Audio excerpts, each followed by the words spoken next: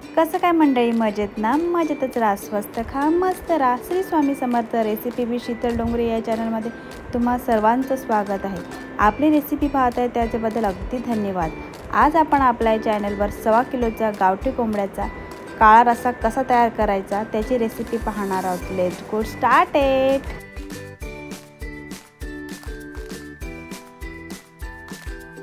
काळा रस्सा तयार करण्यासाठी मी अशा प्रकारे खोबरं भाजून घेतलेलं आहे.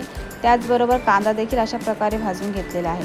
वाटणामध्ये जिरं, 30 ते 35 लसणाच्या पाकळ्या, दालचिनी, लवंग, कांदा, त्याचबरोबर तेजपत्ता घेतलेला आहे.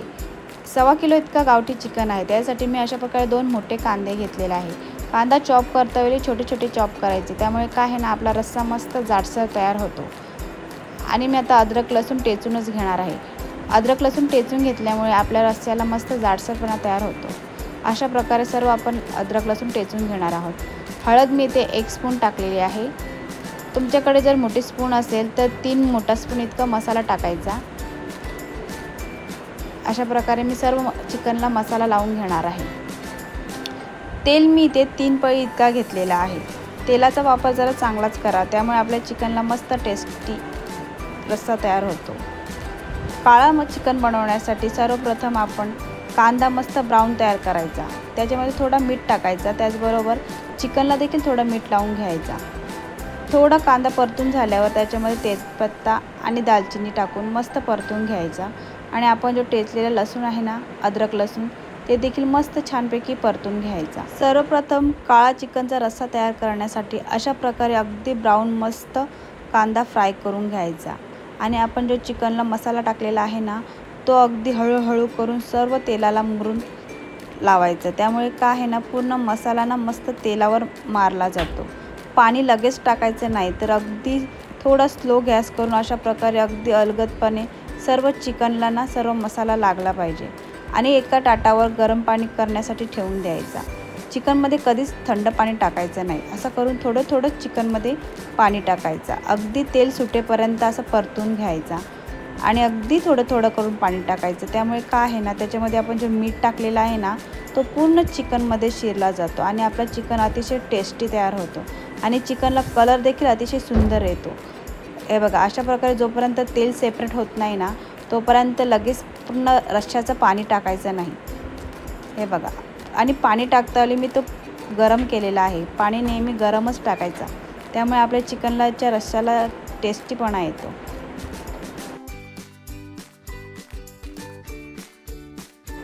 अशा प्रकारे हळूहळू गरम पाणी टाकायचं.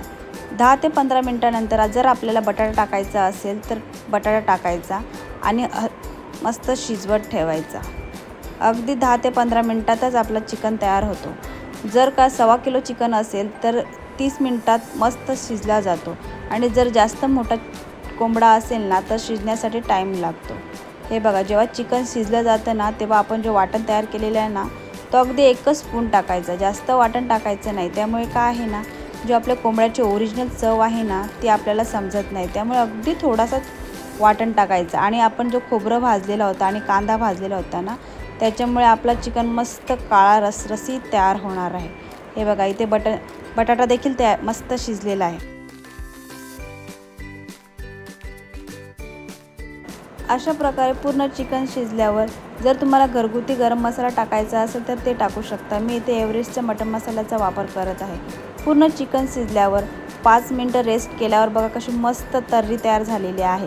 आता आपण एक प्लेट तयार करून त्याच्यामध्ये प्लेटिंग करणार आहोत. आणि चिकन देखील मस्त शिजलेलं आहे. अगदी अर्ध्या तासातच आपला चिकन शिजलेला आहे. हे बघा, मस्त. आणि भाकरीबरोबर खाण्याची मजाच काय वेगळी. जर का तुम्हाला माझी रेसिपी आवडली असेल तर लाईक, शेअर आणि सबस्क्राईब करा. आणि कमेंट करायला विसरू नका. तुमचे कमेंट मला नवनवीन व्हिडिओ करण्यासाठी मोटिवेट करतील. आणि friends, shopping with Sheetal Dongre या चॅनलला देखील सबस्क्राईब करा. तिथे तुम्हाला डिझायनर साड्या, तांब्या पितळेची भांडी, त्याचबरोबर क्लच, मस्त नवीन आलेले इयरिंग, साऊथ इंडियन ज्वेलरी, अशा नवनवीन वस्तूची शॉपिंग करता येईल. त्यामुळे शॉपिंग विथ शीतल डोंगरे या चॅनलला देखील सबस्क्राईब करा. आणि मी नवीन ग्रुप तयार केलेला आहे. तुम्ही मस्त ग्रुपला ॲड व्हा. बाय.